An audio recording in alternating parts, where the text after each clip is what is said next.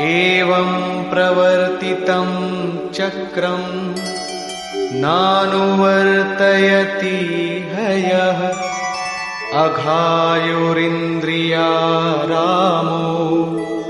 मोघं पार्थ सजीवति। हे पार्थ, जो पुरुष इसी लोक में मनुष्य शरीर प्राप्त कर इस प्रकार चलाए हुए साधन चक्र के अनुसार नहीं बरतता, अर्थात दैवी संपत्ति का उत्कर्ष, देवताओं की वृद्धि और परस्पर वृद्धि के द्वारा अक्षय धाम को प्राप्त करना, इस क्रम के अनुसार जो नहीं बरतता, इंद्रियों का आराम चाहने वाला वो पापायु पुरुष व्यर्थ ही जीता है। बंधुओं, योगेश्वर श्री कृष्ण ने अध्याय 2 में कर्म का नाम लिया और इस अध्याय में बताया कि नियत कर्म का आचरण कर। यज्ञ की प्रक्रिया ही कर्म है। इसके सिवाय जो कुछ किया जाता है वो इसी लोक का बंधन है। इसीलिए संग दोष से अलग रहकर उस यज्ञ की पूर्ति के लिए कर्म का आचरण कर। उन्होंने यज्ञ की विशेषताओं पर प्रकाश डाला और बताया कि यज्ञ की उत्पत्ति ब्रह्मा से है। प्रजा अन्न को उद्देश्य बनाकर उस यज्ञ में प्रवृत्त होती है। यज्ञ कर्म से और कर्म अपौरुषेय वेद से उत्पन्न होते हैं, जबकि वेद मंत्रों के दृष्टा महापुरुष ही थे। उनका पुरुष तिरोहित हो चुका था। प्राप्ति के साथ अविनाशी परमात्मा ही शेष बचा था।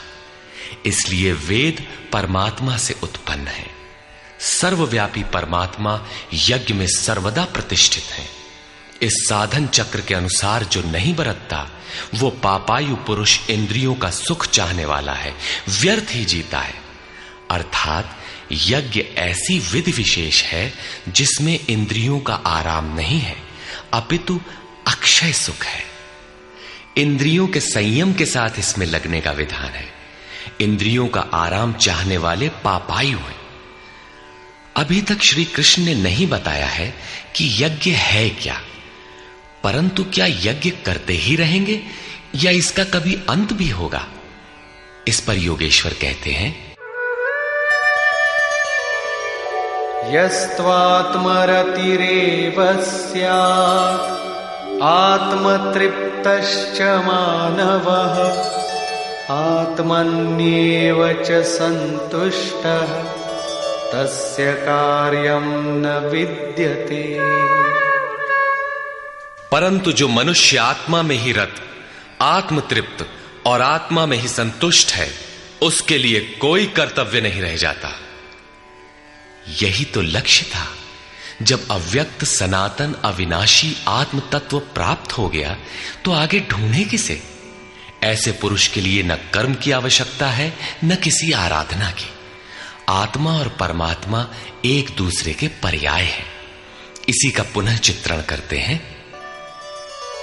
नैव तस्य कृतेनार्थो नाकृतेनेह कश्चन न चास्य सर्वभूतेषु कश्चिदर्थव्यपाश्रयः। इस संसार में उस पुरुष का किए जाने से कोई लाभ नहीं है और न छोड़ देने से कोई हानि है। जबकि पहले आवश्यक था, उसका संपूर्ण प्राणियों में कोई स्वार्थ संबंध नहीं रह जाता। आत्मा ही तो शाश्वत, सनातन, अव्यक्त, अपरिवर्तनशील और अक्षय है। जब उसी को पा लिया, उसी से संतुष्ट, उसी से तृप्त, उसी में ओतप्रोत और स्थित है, आगे कोई सत्ता ही नहीं, तो किसको खोजें? मिलेगा क्या? उस पुरुष के लिए कर्म छोड़ देने से कोई हानि भी नहीं है, क्योंकि विकार जिस पर अंकित होते हैं वो चित्त ही न रहा। उसका संपूर्ण भूतों में, बाह्य जगत और आंतरिक संकल्पों की परत में लेश मात्र भी अर्थ नहीं रहता। सबसे बड़ा अर्थ तो था परमात्मा। जब वही उपलब्ध है तो दूसरों से उसका क्या प्रयोजन होगा? तस्मादसक्तः सततं कार्यं कर्म समाचर असक्तो ह्याचरन् कर्म परमाप्नोति पुरुषः। इस स्थिति को प्राप्त करने के लिए तू अनासक्त हुआ। निरंतर कार्यम कर्म, जो करने योग्य कर्म है उस कर्म को अच्छी प्रकार कर, क्योंकि अनासक्त पुरुष कर्म के आचरण से परमात्मा को प्राप्त होता है। नियत कर्म कार्यम कर्म एक ही है।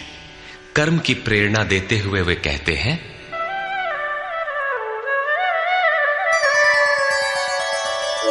कर्मणैव हि संसिद्धिम् आस्थिता जनकादयः लोकसंग्रहमेवापि संपश्यन् कर्तुमर्हसि। जनक माने राजा जनक नहीं, जनक जन्मदाता को कहते हैं। योग ही जनक है, आपके स्वरूप को जन्म देता है, प्रकट करता है। योग से संयुक्त प्रत्येक महापुरुष जनक हैं। ऐसे योग संयुक्त बहुत से ऋषियों, जनकादयः, जनक इत्यादि ज्ञानी जन महापुरुष भी कर्मणा एव संसिद्धिम, कर्मों के द्वारा ही परम सिद्धि को प्राप्त हुए हैं। परम सिद्धि माने परम तत्व परमात्मा की प्राप्ति। जनक इत्यादि जितने भी पूर्व में होने वाले महर्षि हुए हैं, इस कार्यम कर्म के द्वारा जो यज्ञ की प्रक्रिया है, इस कर्म को करके ही संसिद्धिम, परम सिद्धि को प्राप्त हुए। किंतु प्राप्ति के पश्चात वे भी लोक संग्रह को देखकर कर्म करते हैं, लोक हित को चाहते हुए कर्म करते हैं। अतः तू भी प्राप्ति के पश्चात लोक नायक बनने के लिए कार्य करने के ही योग्य है। क्यों?